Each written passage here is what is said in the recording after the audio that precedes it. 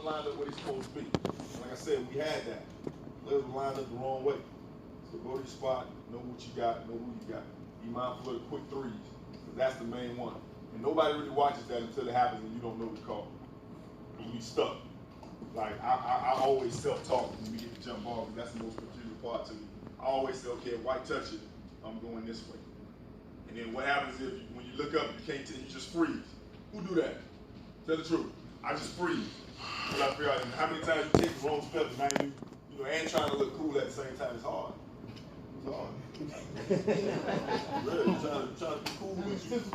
Yeah, you like 8 steps behind the ball. Now they coming up, you like held 2 seconds in the game. Now your partner like, oh, come on. All right? So here we go. Same thing I just said.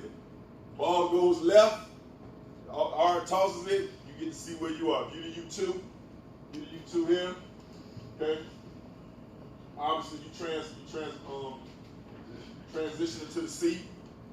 Obviously the lead goes down. Real easy when the ball come on your side. Real easy. Just mosey on down. It's hard when you take a step this way, or they're getting scrambling. And be ready to help your partner out, because when the R jumps it, it's not their responsibility to find out who hit the ball last. Remember, they're just trying not to get their nose broken. So we tossing the ball, and we're letting the athletes be athletes. So now if we get a tip, let me rewind. The ball, if you're the U2, you get a jump ball gets knocked out right here, and you're like, whoa, help, what were you doing? You won. Ball goes out of bounds, and you need this person to help you on that call. You've already started the game off bad. Also, you're the U2 here, and you're coming down, you're closing down, play stops right here, and you don't have anything to show for it. You don't have any type of input on what's happening over here on this play. So just be ready. Just be ready for the jump ball. All right? Let's get the primary coverage area. This is the tough one. This is the real tough one. So obviously, let's start with the trail. Trail has, from the second lane line, all right, so this would be, if I'm the lead, this would be lane 1. All of this is considered lane 1. The paint on down is considered lane 2. Everything on this side is considered lane 3. Obviously, if he or she switches, then the numbers switch. Okay. So now, this is the most important part. They even have a little board at Honix or whoever, where you need to know this right here is your body. Especially if you just now started 3-man. This, if you're the trail, this is your area. So you have to actually know, when do I leave my area? When do I leave this play? This play is in my area. So when it's in my area, I'm saying to myself, this is my area. When the ball goes away, I say to myself, this is Dennis's call now. That's Dennis' call, I'm going somewhere else. Okay? The ball's down there, I'm saying to myself, that's Sebastian's call. Woo! Or we got a hit. What you gonna do, Sebastian? That's your call. Now, as you go on, yes, sir. Are you sure you're supposed to be refereeing basketball, but you're talking to yourself a hell of a lot on the court? Yeah, I do. I just don't answer myself. I talk to myself all the time. And why Troy won't shut up. They up too. Troy's still talking. I'm up here now, Troy. Man, who don't talk to themselves? Nobody. No, I do always. I'm always talking to myself. White on defense, Shot. black on defense. White took the shot. Okay, put it this way. And y'all know Troy joke. If you don't talk to yourself, you should start. Yeah. You should start. You should start, and I guess we can go over that. Especially if you do a game with me, I'm always telling you check the clock. So you just gotta always be running all that stuff, you process it. That's the only way you stay on top of the game. If you process, okay, white possessions, 2:32 on the clock, white up 4, black down 4, 22 just got 4 fouls. You know, you just got to be consistent in processing because you don't want to be stagnant. Right? But anyway, so let's look at the position. I think I was supposed to update this a little bit from last year. Some people wanted the lead to be a little bit further out here. Me personally, I like to be just one step outside of the ball. All right, so we can start talking about preferences. Some people would prefer to be here, and some people would prefer to be here. You don't want to be much closer than that, because if you're closer inside here, now you're just looking straight. Then what happens is if the ball go over there, now you're stuck. Last year we had a training, and I was telling one of the young officials, you need to be a little bit further out. And 5 seconds after that, there was a play where the ball was thrown, boom, and the ball went out of bounds. And they didn't know. Because you were here, and you stand all that space over there, okay? So just remember, we're still keeping all 10 players in front of us. All right, so you don't ever want to be in a situation where you're here and the ball is out here, especially in high school. High school, that ball is out there. Technically, that's not your call, but you want to stay out here and let him get that. But you might want to be able to help him or her, okay? So, trail, all of this, everything out here is a trail. Always remember that it's the second line. Easy way for us to figure out if you know your primary area, when the 3 ball come up. 3 ball come up right here, and both of y'all put y'all hands up, you don't know your area. 3 ball comes up at the top of the key, and the center official put their hand up, you don't know your area. Or you're not 100% sure of your area. 3 ball come up right here, and the lead put their hand up, and they're not helping you, they just, it's by me, so I assumed it was mine, you don't know your area. Which means, if there's a play out here, you're probably looking out here. Which also means, you're not looking in there, okay? Now, you might get away with it with a game or 2. You know, just hope that this foul that you miss is not a flagrant foul. All right. Yeah. Just hope that that's not the pop. And you out here looking, where that blood come from? Okay. So again, another illustration. Both C or center and trail should close down on the shots. I mean, that's obvious. Well, I don't want to say obvious. That's not fair. If you're the C, ball goes up, you want to step down because now you probably got maybe backside. Well, there's no baiting backside. You got backside because the lead is here. Chances are the ball's here, so you got all of this backside stuff. All right, and then we'll get into competitive matchups as we elevate. Right now, for my newbies, you know, my least experience, I just want you to be able to understand this. So I would take a snapshot of this, and I'll send the PowerPoint out to everybody, and I would watch this before I get in the game. Because you don't want to be the trail and you make that call over there. Or you make a call here. Just know your area. Know your area. Know your primary. Stay in your primary. Stay in your primary. Yes, ma'am. Is there a time where it will be 2 seats? No. There's a delayed transition. You know, but most of the time you will have 2 trails. 2 C's. I mean, he's coming over. He's over here. You're down. Ratio? Yes, sir. Because he may be the last Yes. to rotate, he might stay in the seat a little bit longer. If C is the last one to rotate. So like I said, you will have 2 C's, but and again, you know, Bob said, if you take too long, you probably daydream. If C has a matchup and lead rotates, as C, don't give up that matchup to go take a step back just because lead rotated. When that matchup evaporates, go back. Right. You don't mind having 2 C's, you really would not have 2 trails. So again, that goes back to what are you rotating for? Are you rotating because the ball is over here? Because if there's a matchup here and you're already at the lead, where are you going? If there's no matchup here, what are you going over here to officiate? So why would you leave that matchup? Because technically that wouldn't even be the C's matchup. The C is now covering your matchup. All right, but you know, dealing with different philosophies now. I move based on the matchup. All right, so if the ball is here and big man is here, unless they're going, then you stay there. Because now, what if he's here? Now we're dealing with scenarios. What if he's here? Ball goes over there. What does that tell you? He's mad the ball is over there, right? So if he doesn't go right with the ball, what are they probably going to do? Bring it back to him. So why go? Why go? So this is where as an official, you're refereeing the matchup. Ball goes over there. He or she slouches. Me personally, I'm looking at that guard now. Okay, does the guard recognize that big man is mad? Guard recognizes big man is mad. Why go? Ball's probably coming back. Okay?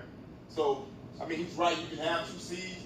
The only time, I'm not going to say the only time, most of the time if I'm in a game and we're the C, it's because I started daycare. And forgot I'm up. And then I'll go up and just get on.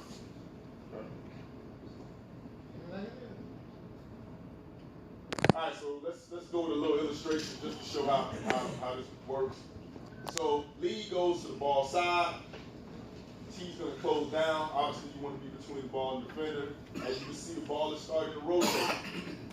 Here's our division now. Again, this lets you know it's not gonna always be covered. Obviously on the court, it's not going to be covered. This is trail. All of this to here is trail. If you're the C, this is very, very tempting, isn't it? Very, very tempting. Again, if the ball is going away from the trail and coming to you, then you might want to make that call.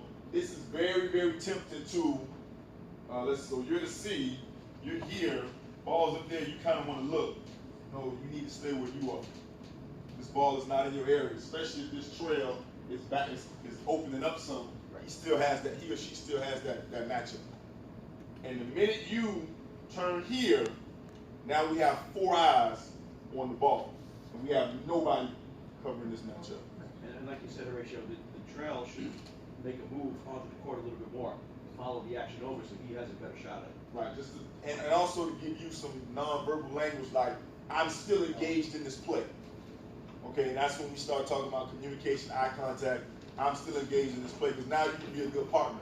Because if you're the C, and I might be going off a little bit or getting a little bit deeper, but I feel like it needs to be said. If you're the C and you're making eye contact, you're making eye contact and you look and you realize that this trail has given up that matchup. Even if it's not in your area yet, then what should you do? Now you got to cover your partner. Now you got to pick up the matchup. So that's what we always want to make eye contact. All right, so I'm looking at Dimitri now. I'm watching my matchup. I'm looking at Dimitri. Dimitri looks that way. Okay, he's giving up this matchup. No problem. I'll take it. And when I take it, I should probably be looking down here like, whenever you want to come over, it's fine with me. Okay, you're probably already late, but that might be one of those, I'm here, come on over. So I can get, or as the ball comes, you can come up some more. What is that telling you to do? That's you yanking. All right? When that C starts coming up high and aggressive, because the C can initiate the transition. C can initiate the rotation. The C initiates, he or she is basically yanking the lead. I'm yanking you over here now. Okay? Because now if you're still over there after all this, you're daydreaming too. Okay? Ball comes over. Let's back up a little bit. This lead was closed down. He's closed down. We're in lane 2. What we talked about earlier. We're in lane 2. Lead is closed down, anticipating.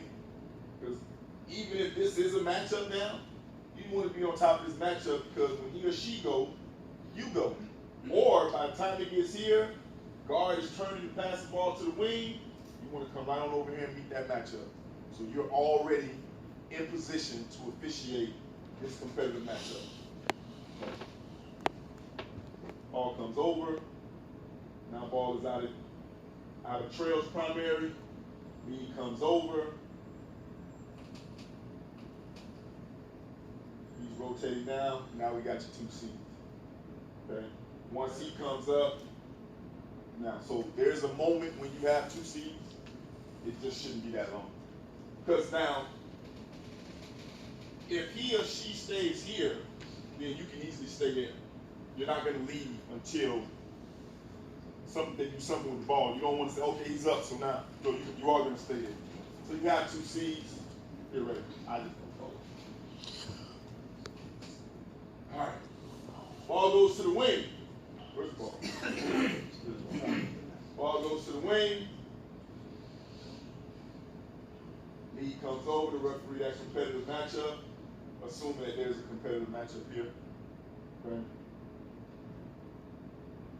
Comes down, now we got a new C. Same thing I just said. Now they get on top of that ball. All right. But until he moves, you're going to stay right there with that matchup. And you don't have to even leave that matchup if you don't want to. You can stay right here. That way now, because you're still in between the ball and the defender, ball drives, you close down, you got that angle. Okay? Ball goes this way, you can stay down, and you still got that angle. All right? So now you're staying on top to stay between ball and the defender. All right? So here, we're in between ball and the defender. If he's holding it, he or she is holding it, then you might want to get on top just to make sure you're able to referee that. But if they're getting ready to move, you want to just stay where you are. You don't want to be moving if we have to drive to the basket. Primary's changed now. Primary's just changed. So now this is all your primary. So real quick, you got to go from this my primary to that's my primary. Real quick. Okay? That took a long time to cover that in like that. All right, so one, lead rotates over from close down position, officiates the matchup.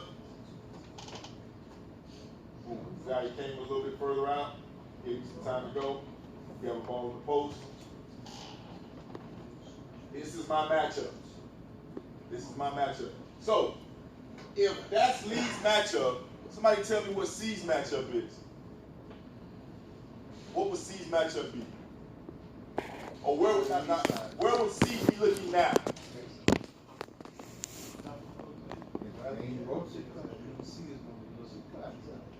Where would C be looking at? That C. This is C. It's going to be looking in the paint.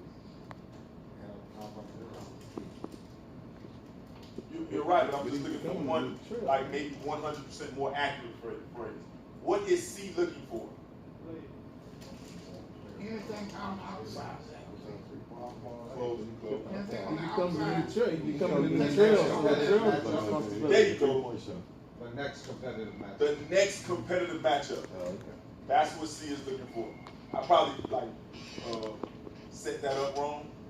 But C is looking for, because the next competitive matchup might not be here.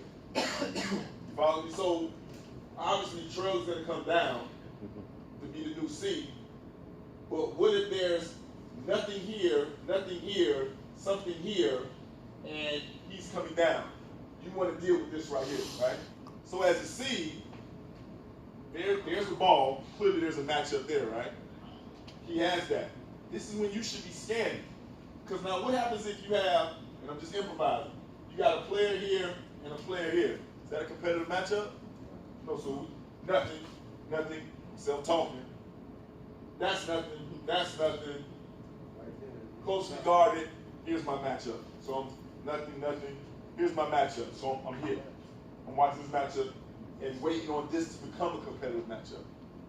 Okay? If they open up, I have nothing. Now, you might want to actually help with this. When do you have a call here on the ball? When would you have a call on the ball? When it curls away from the lead, when it curls to you. So if this post player goes this way, you may have a call. You may have a call. If it goes that way, then you shouldn't even touch it. Okay? You may have a call if it comes this way. The new C, is probably definitely going to have a call. All right? definitely gonna have to call. But that ball turns towards you, then you have the best angle, excuse me, on what's happening. All right. Knowing the angle, knowing the positioning, you should also be able to anticipate what your call is. Okay. If this lead makes a call, what kind of call can they make? What should be the only call that they come up with? Blocking foul?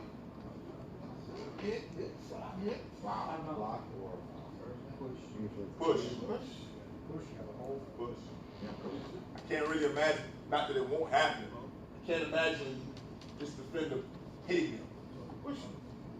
And the reason why I can't imagine that is because if they turn this way, the ball is out here, what would they be hitting at, right? So if I'm your partner and you come up with a whistle, it gotta be a push. What else could you be calling? No. I hope you're not looking at their feet. I mean, you should, Dennis is a veteran, so you should glance, you should have an idea of what their pivot foot is. But if you're looking at their feet, I know for a fact he didn't travel. Do you see the blood? All right, so yeah, Dennis is a veteran, so he's gonna pay attention to, he's gonna make a mental note of what he or she's his or her pivot foot is. But you can help him look at the feet. I don't have a matchup here. I don't have a matchup here. Let me help with this matchup. Ball curls to me. I got it. Let me help my lead with that trap. Because your lead is looking for a whole lot of other stuff. Okay, so let me help my lead out with that trap. So if you're going to come in there, help him or her out with the trap. If you're going to make a call and it's curling away, then you should be coming up with a push. There's really no other call for you. All right, so let's keep that in mind. I'm telling you that to help you if you do make a call. So if you do go quick with that whistle, don't come up with nothing else. Because if you go hit, and that coach know better, how? Now we start bringing our accuracy down. Okay. All right, trail rotates down to the center position. Got that. Officiate, terminology, the weak side. All right, weak side. So we're assuming that there are less people on this side, so that trail official has whatever competitive or non-competitive matchup over here, and maybe want to help you with a competitive matchup here. But the first thing we should be doing is trying to find a competitive matchup. Anybody that's closely guarded is considered a competitive matchup. Because you want all of that. You want hit, you want pull, you want trash talking. I was at one game where the boy kissed another boy here. Bam! He turned around, what? Don't worry about it. Look at the video. I saw you. He blew in his ear. Yeah, he did Lance Stevenson. Bam! Ball was way over there. I went to my next competitive matchup because he was standing behind him. He blew in his ear. Bam, take it. Then he looked, what? We're doing our job, right? I'm watching the next competitive matchup even though the ball was on the other side, okay? New seat, old trail. Now you see what you got, and this person rotates. That's what they got. You see, I can help you here. Got the 3-point line, and I got whatever's over here. So that's just give you an idea of how your vision should be rotating. Okay? Just give you an idea. All this on the back side. That's the new seat, by the way. I couldn't figure that out on how to change it. Okay. So center waits on the lead before completing the rotation and officiates the 3-point line. You got all of this. Okay. Before I do that, everybody all right with me so far? My newbies? Illustrations decent? Got a better understanding? Okay. New positions. Now this person, that was the C, the T.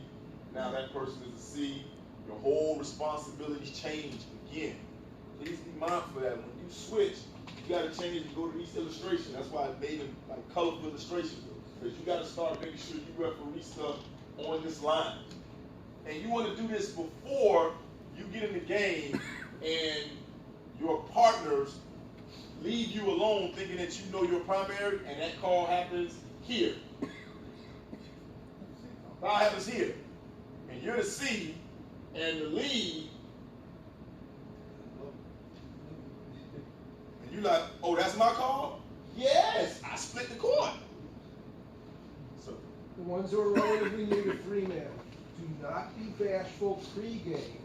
You're going in and you got two veteran partners, don't be bashful, speak up. Because if you don't speak up, we might not know that you're not completely sure of primaries, what your duties are, or anything else. We're happy to help you in pre-game. But the last thing we want to have happen is we're in the middle of a game, or into a game, and all of a sudden we're looking going, how come there was no call, or how come there was a call coming from you?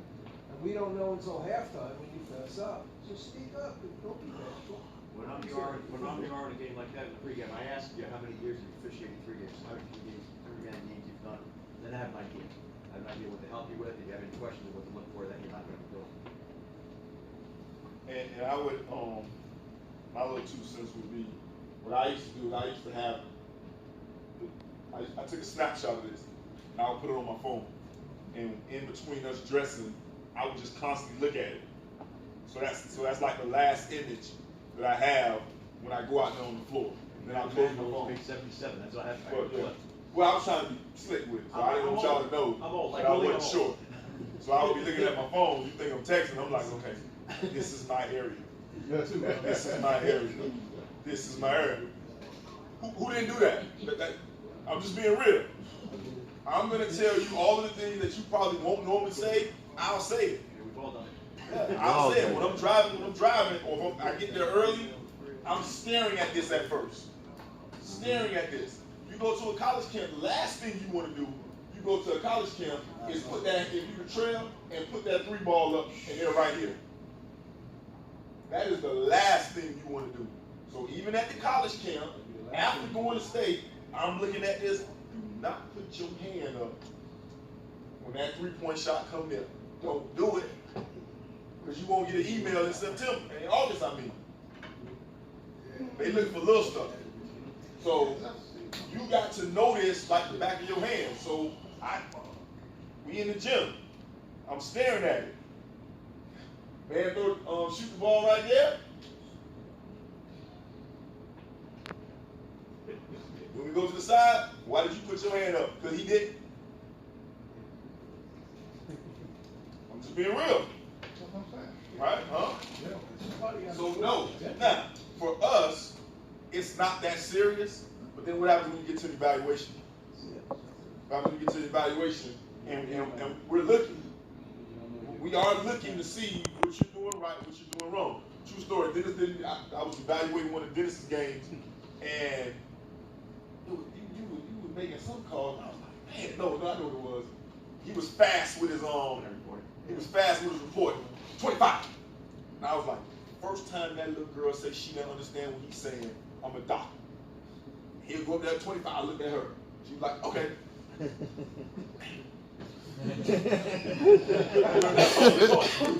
we go. 13. Game ended. Right? Didn't I? And I told her. I said I was waiting on her. I was waiting on her to say, excuse me, sir, what was that again? Because I feel like he was going too fast. But she got it. What can I say? Because I make sure I have eye contact. Right. So true. So we're looking when we evaluate. Okay, got a whole bunch of people want to be on 42. Let's see if you know what you're doing. Raise your hand and you're the trail. Raise your hand right here for a 3. Call a foul across the lane. When we went to state one time, me and Willie was there, and we were watching. Remember, we was watching. Every time the guy called across the lane, we looked at the clinicians. They put their head down. We was like, he didn't call across the lane. Call across the lane. And the call was right, but every time that official called, whoever called across the lane, the clinician's head went down, and they started writing. I'm like, man, they get killed.